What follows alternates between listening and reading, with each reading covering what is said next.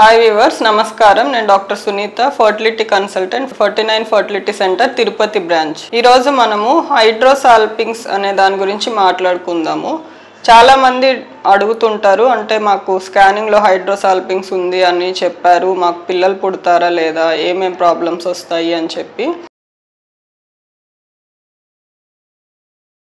Hydrosalpinx అంటే ఏంటి అంటే, జనరల్గా గర్భసంచి 2 ట్యూబ్స్, ఓవరీస్ అనేటివి ఉంటాయి లేడీస్లో. సో ఆ ట్యూబ్స్ లోపల మనం స్కానింగ్లో ట్యూబ్స్ అనేటివి జనరల్గా కనిపించావు అనమాట. ట్యూబ్స్ లోపల వాటర్ కలెక్ట్ అయ్యి ఆ ట్యూబ్స్ వాపు రావడాన్ని హైడ్రోసాల్పింగ్స్ అని అంటారు. సో ఎందుకు వస్తుంది హైడ్రోసాల్పింగ్స్ అని చూసుకున్నట్లయితే, మనకి అంటే ఇండియాలో ఉన్న కాజెస్లో ఏంటంటే, ఒక్కొక్కసారి కొన్ని ఇన్ఫెక్షన్స్, క్లైమైడియా, నిసీరియా ఇలాంటివి, లేదు ఎక్కువగా ఇండియన్స్లో ప్రివలెంట్గా ఉండేది ఎండోమెట్రియల్ టీబీ. అంటే టీబీ అంటే మనకి చెస్ట్లో వచ్చేది కాకుండా ఎప్పుడైనా ముందు తెలియకుండా అబ్డామినల్ టీబీ కానీ ఇట్లా వచ్చినప్పుడు అది ట్యూబ్స్లోకి వచ్చే అవకాశం ఉంటుంది. వీటి వల్ల కూడా హైడ్రోసాల్పింగ్స్ అనేది రావచ్చు.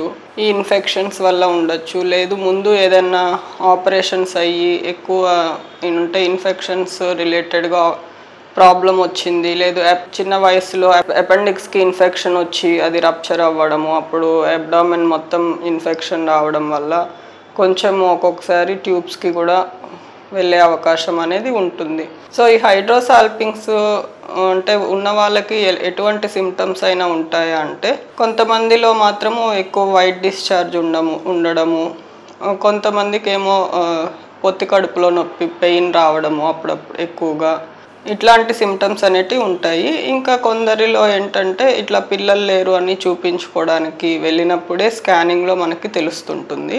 కొంతమందిలో అంటే ఎక్యూట్ కండిషన్స్ అంటే ఏంటంటే, ఒక్కొక్కసారి అది నీరు ఎక్కువ అయిపోయి వాపు పెరగడం వల్ల ఒక్కొక్కసారి ఇన్ఫెక్షన్ లోపలే ఇన్ఫెక్షన్ వచ్చి పస్ లాగా కూడా అయిపోయి ఇలాంటి ఛాన్సెస్ కూడా ఉంటాయి. వాళ్ళకి ఎక్యూట్ హైడ్రోసాల్పింగ్స్ రీజన్ అనేది ఉంటుంది.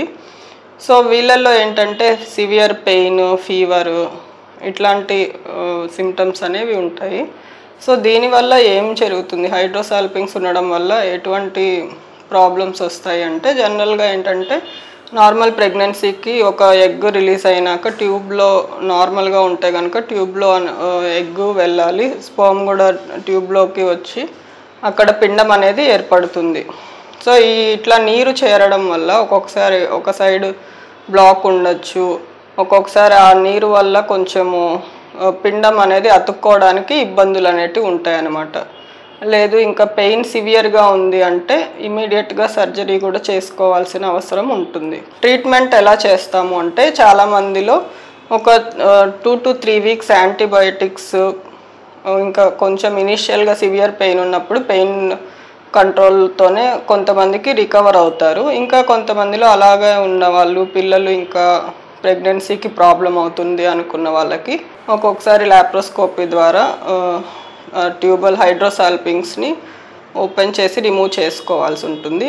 ఇంకొకటి ఐవీఎఫ్లో వెళ్ళే వాళ్ళకు కూడా జనరల్గా ఏంటంటే, హైడ్రోసాల్పింగ్స్ మనకి ట్యూబ్స్తో అవసరం లేకపోయినా హైడ్రోసాల్పింగ్స్ ఉన్న వాళ్ళలో టాక్సిక్ ఫ్లూయిడ్ ఏంటంటే లోపల గర్భసంచిలో కూడా వెళ్ళి పిండం అతుక్కోవడాన్ని అడ్డుకునే అవకాశం ఉంటుంది. సో దానికోసము జనరల్గా ట్యూబల్ క్లిప్పింగ్ అంటారు. అంటే ట్యూబ్కి గర్భసంచికి ఉన్న కనెక్షన్ని కట్ చేస్తూ చేసేది లాప్రోస్కోపీ పద్ధతిలో చేస్తూ ఉంటాము.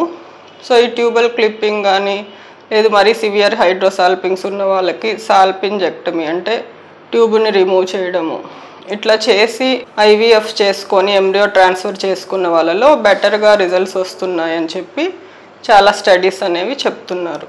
సో ఇదండి హైడ్రోసాల్పింగ్స్ గురించి. Thank you.